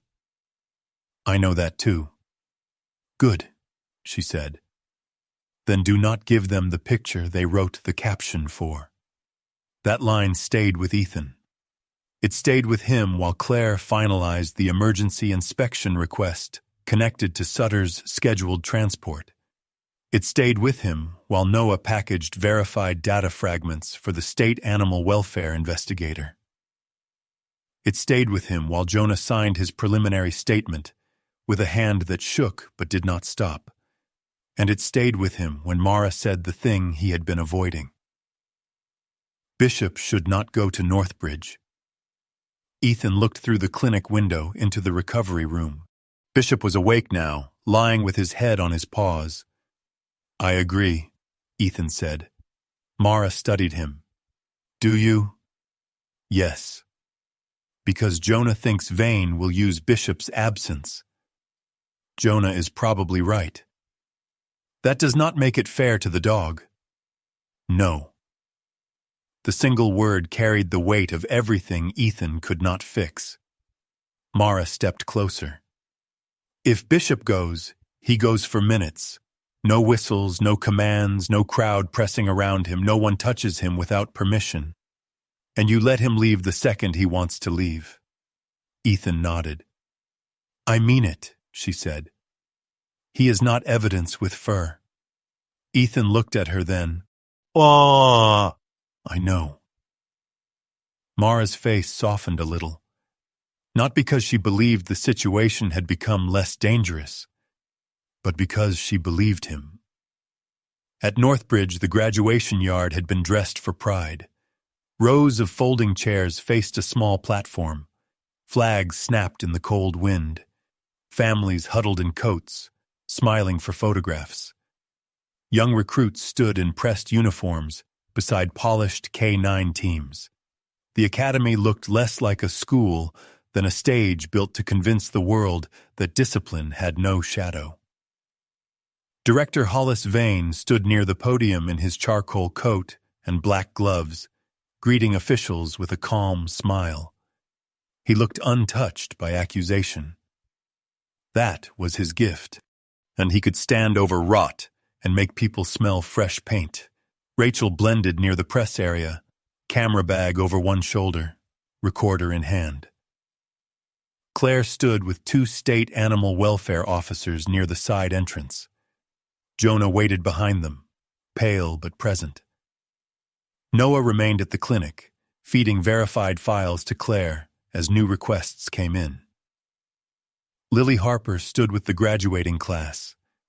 She looked smaller in formation than she had in the hallway, but not weaker. Her burgundy hoodie was gone beneath the formal academy jacket, yet the pale yellow hair tie still circled her wrist. Ethan saw her touch it once when Vane began speaking. "And public safety," Vane said from the podium, "depends on trust. Trust in training, trust in institutions, trust in the men and women who stand between order and chaos." His voice carried beautifully. Ethan stood by his truck at the edge of the yard. Bishop was inside. For a moment, Ethan did nothing. He did not open the door. He simply stood with one hand resting on the handle, feeling the cold metal through his fingers. Mara was beside him. Only if he chooses. Ethan opened the door. Bishop lifted his head. Beyond Ethan, the academy gate stood black against the snow. Beyond that, voices, flags, uniforms, the crowd, and the place where Bishop's body had learned fear. Ethan did not pull the leash. He did not call him out. Bishop stared for a long time. Then the old German shepherd rose. His legs were still thin. His movement still careful. But he stepped onto the ramp, down to the ground, and stood beside Ethan under the winter sky. Vane saw him. For the first time that day, his smile changed. Only a little. But Ethan saw it. The director paused in his speech, then recovered smoothly.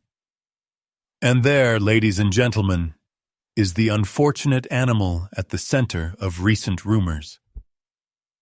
A murmur moved through the crowd. Vane turned toward Bishop as if he were speaking with sorrow instead of strategy. A retired K-9 with documented instability, and a reminder that compassion without discipline can become danger. Ethan felt Bishop tremble beside him. He lowered his hand, palm open, not touching unless Bishop asked. Lily stepped out of formation. The movement was small, but in a place like Northbridge, disobedience did not need to be loud. It only needed to be visible. Vane's eyes cut toward her. "Cadet Harper." Lily kept walking. Her face was pale. Her hands shook. But she did not stop. The crowd shifted uneasily. Some parents stood for a better view. A camera turned. Rachel's recorder was already on. Lily stopped several feet from Bishop. Ethan looked down at the dog. "Your choice." Bishop's ears moved, looked down at the dog. "Your choice." Bishop's ears moved. His body held the memory of the yard, the whistle, the command, the girl in oversized protective gear. He took one step, then another. No one spoke. Vane's expression hardened behind his public face. For a few seconds, the whole academy seemed to wait for Bishop to become the monster it had named him. Instead, Bishop lowered his head and placed it in Lily Harper's open hands. Lily broke then, but quietly. One breath, one tear. Her fingers rested against the white streak on his forehead, as if touching proof that mercy could survive punishment. "He never attacked me," she said, voice shaking, but clear enough to carry. "No, he protected me." The yard fell silent. Not peaceful silent, ashamed silent. Rachel moved first. Her live report went out from the press line, calm and direct. Claire stepped forward at the same time, accompanied by the state officers. "Director Vane," Claire said, voice official now, "we have an emergency inspection order connected to Sutter Protective Services and K-9 transfers originating from Northbridge programs." Vane's smile returned, but it no longer fit his face. "Deputy Boone, this is neither the time nor—" "It is exactly the time," Claire said. Jonah stepped out beside her. His face was gray, but his voice did not break. "I signed the false instability report on Bishop I will testify to that. A louder murmur spread through the crowd. Vane looked at Jonah with something colder than anger. Rachel's team had set up a small monitor near the press area, originally meant for archived graduation clips Northbridge had supplied. Now the screen changed. Ethan expected Bishop's evaluation video. He expected Lily in the training yard. Bishop refusing the command. Vane's sentence about making him afraid of mercy. But the first image that appeared was not Bishop. It was older footage. Desert light. A broken wall. Smoke low to the ground. A dark working dog moving through dust with a handler's command barely audible under static, that Ethan's body knew before his mind accepted it. Atlas. The name did not appear on the screen. It did not need to. Ethan stood in front of hundreds of people, with Bishop at his side, and watched the past he had buried rise in public, breathing through a ghost of old footage. He had come to Northbridge to keep one dog from being called dangerous for choosing mercy. Now the dog he believed he had left behind in war had returned on a screen at the center of the academy's clean white yard. And Ethan understood that Northbridge had not only broken Bishop's story, it had reached back into his own. For a few seconds, the graduation yard did not know what it was looking at. The screen showed old footage, grainy and sun-bleached, nothing like the polished Northbridge training clips that had played before the ceremony. There was no proud music, no academy seal, no clean command barked across a perfect field. Only dust, a broken wall, smoke dragging low across the ground, and a working dog moving through it with his head low and his body sure, dark and fast against the pale ruin. Ethan heard nothing around him, not the murmuring crowd, not the flags snapping in the wind, not Vane's voice trying to cut through the confusion. The whole world narrowed to the animal on the screen, Atlas, and the name did not appear anywhere. The footage was too old, too damaged, too buried under contractor codes and transfer logs. But Ethan knew the way that dog moved. He knew the slight drop of the left shoulder after a hard turn. He knew the pause before crossing open ground. He knew the body of a creature that had trusted him once. Then the video shifted. A transport record appeared beside the footage. Not complete. Not kind. A few redacted lines. A contractor tag. A transfer note after the operation where Ethan had been told Atlas was gone. Noah had sent the evidence package to Rachel's team only minutes before the ceremony broke open, and he had not known which recovered file would load first.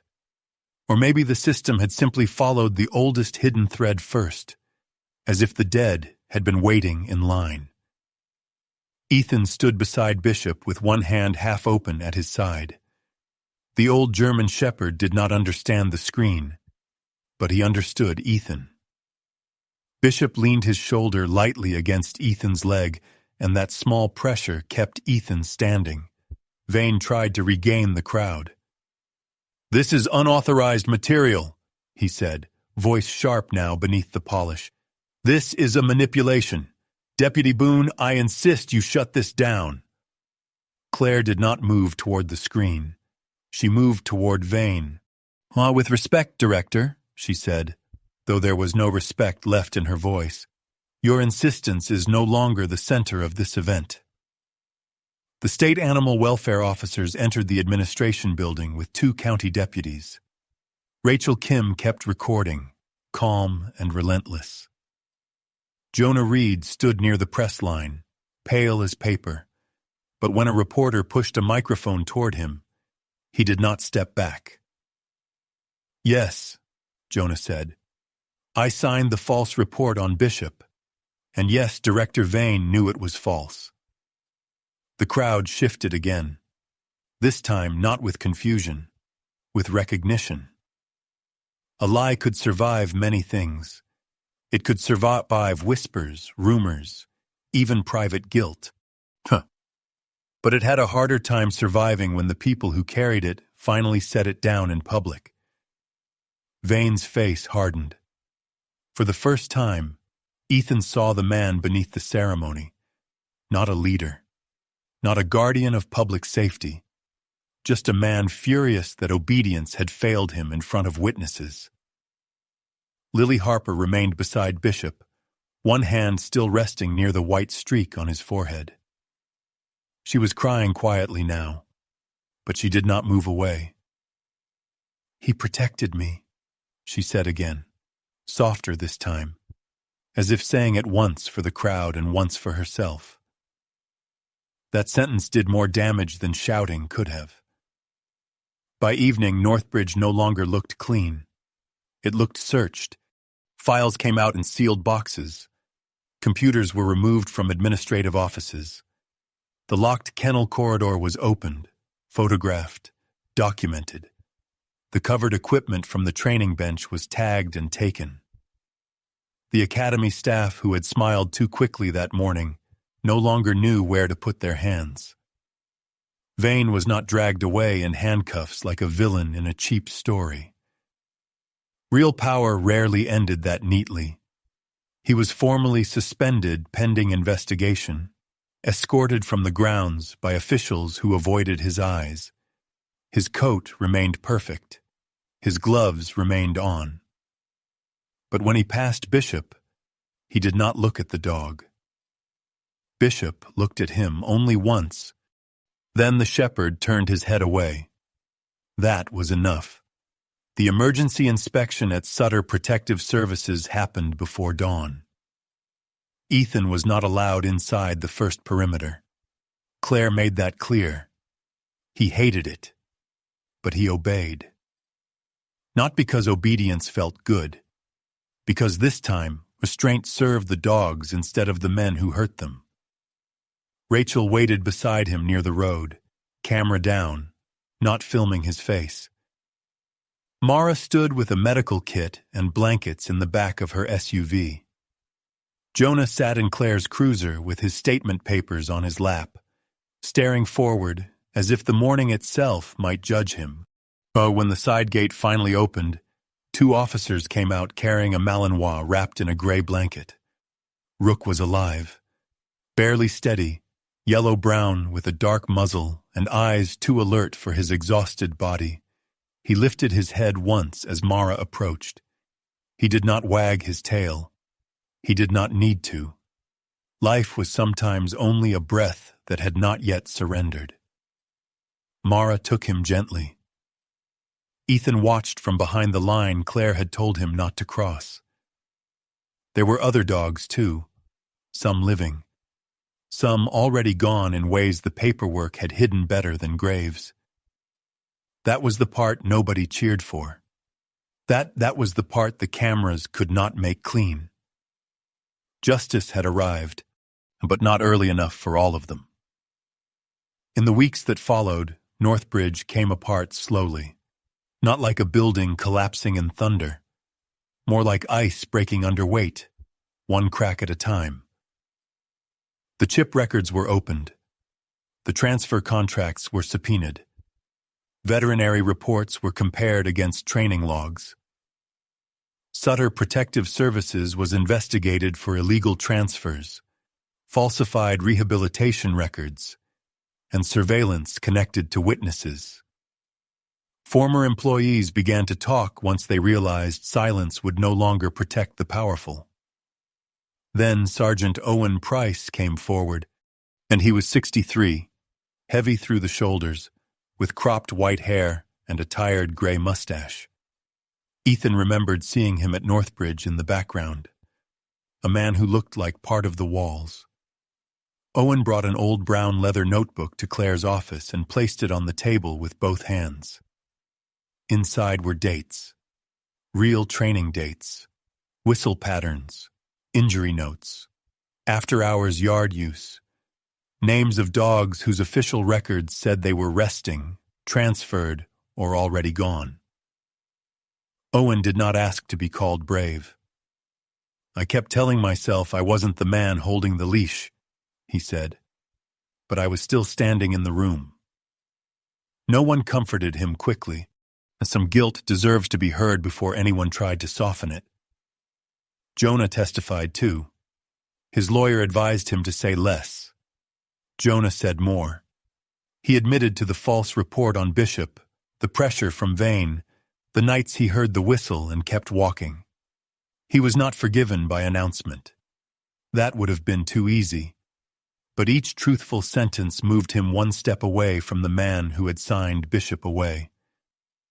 Lily left Northbridge before the investigation finished. Ethan found her one afternoon outside Mara's clinic, sitting on the curb with her backpack beside her and the pale yellow hair tie around her wrist. Bishop was inside, asleep after therapy. Lily had come to see him, but had not worked up the nerve to enter. "I don't know if I should still become a cop," she said. Ethan sat beside her on the curb. His knees complained. He ignored them. "Good," he said. She looked at him, startled. He almost smiled. "People who never question power are the ones I worry about." Lily looked down at her hands. "I was scared." So was Bishop. That made her cry, but not in a broken way. More like something frozen inside her had found the first warm place to melt. Claire changed too, though she would have denied it if anyone made a speech about it. She filed reports that made people uncomfortable, and she asked questions inside her own department that some men did not appreciate. When someone told her she was making the badge look bad, she answered, "No, I am trying to find out who already did." Noah kept working the records until his eyes went red from screen light. Rachel's reporting spread beyond the county, but she never let the story become only scandal. She kept putting the dogs' names in print. Bishop, Rook, Atlas, others Ethan had never met, but would not let become codes again. As for Atlas, there was no clean ending. The records proved enough to show Ethan had been lied to. Atlas had not died where the report said he died. He had been recovered after the operation by a contractor, then moved through the same shadow of private transfer that later touched Northbridge and Sutter. After that, the trail broke. There was no body returned, no final photograph, no certain date. For years, Ethan had carried one kind of grief, the grief of believing he had left Atlas behind in war. Now the truth gave him another kind. Atlas may have lived after that day. He may have waited somewhere Ethan never knew to search. The truth did not heal the wound. It changed its shape. Mara understood that better than most. She never told Ethan to let it go. Instead, she put him to work. A bishop's recovery did not become beautiful all at once. Some mornings he stepped through open doors without fear. Other mornings he stopped at the threshold and stood there, body tight, remembering gates that had closed behind him.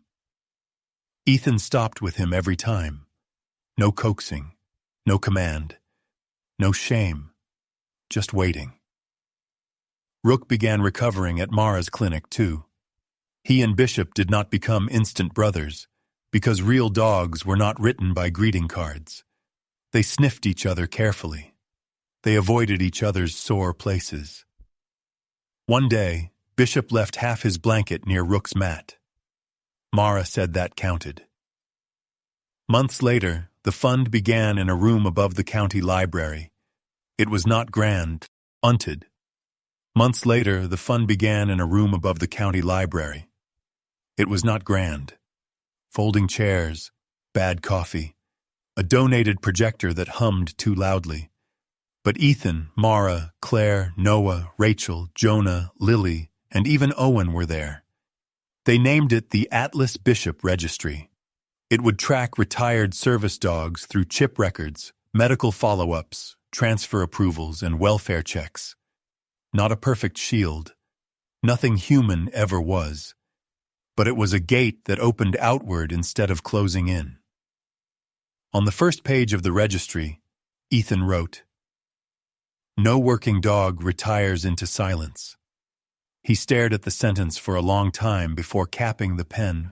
Late that winter, Ethan sat on his porch as the sun lowered behind the trees. Bishop lay beside his boots, heavier now, his coat cleaner, the black and white fur catching the last gold of the day. His right ear still bent at the tip. The crooked white mark still ran down his face. The scars were still there. Healing had not erased them. It had only made room around them. In Ethan's hand lay Atlas's old collar. Not the whole collar. Only a worn piece of it, recovered from a storage envelope after the investigation opened the contractor files. The leather was cracked. The metal ring was dulled by time. It was not enough. It was something. The wind pushed the small wooden gate at the edge of Ethan's yard. It creaked once. Bishop lifted his head. Ethan waited. The dog listened to the sound, eyes steady, body alert, but not folding into fear. Then, slowly, Bishop lowered his head again and rested it against Ethan's hand. Ethan did not speak right away. There were no words large enough for all that had been lost, and he no longer trusted large words as much as he once had. The gate remained open. The porch grew colder. Inside the house, a light burned in the kitchen window, small but steady enough to guide anything lost in the dark. Ethan looked down at Bishop and closed his fingers gently around the old collar in his palm. He had not saved every dog. He had not reached Atlas in time. He had not become clean just because the truth came out. But Bishop was beside him. Rook was alive. Lily had spoken. Jonah had stopped hiding. Claire had chosen the harder loyalty. And somewhere beyond that open gate, the names that had once been buried as codes were being written down again. Honor was not in the clean walls of an academy. It was not in speeches, uniforms, or polished pins. It was in the moment a man who once walked away finally turned back, and it was in the trust of a dog who had been taught by fear, yet still chose, after everything, to rest his head in a human hand. From that day on, no one in Ethan's house was left behind the gate. Some wounds are never fully erased. Ethan could not bring Atlas back. Bishop could not forget every locked gate, and the truth did not make the past painless. But grace often begins in smaller ways than we expect. An open door, a quiet hand, a wounded soul choosing to trust again. Maybe that is the lesson this story leaves behind. We may not be able to save every lost year or undo every wrong done in silence, but we can still choose not to look away today. We can still open the gate for someone who has been forgotten. If this story touched your heart, share your thoughts in the comments. And tell us what Bishop's journey meant to you, and if you believe every wounded life still deserves a second chance. Please like, share, and subscribe to support more stories of loyalty, courage, and hope. May peace find you in the places where loss once stood, and may God give you the strength to keep one gate open for someone who needs it.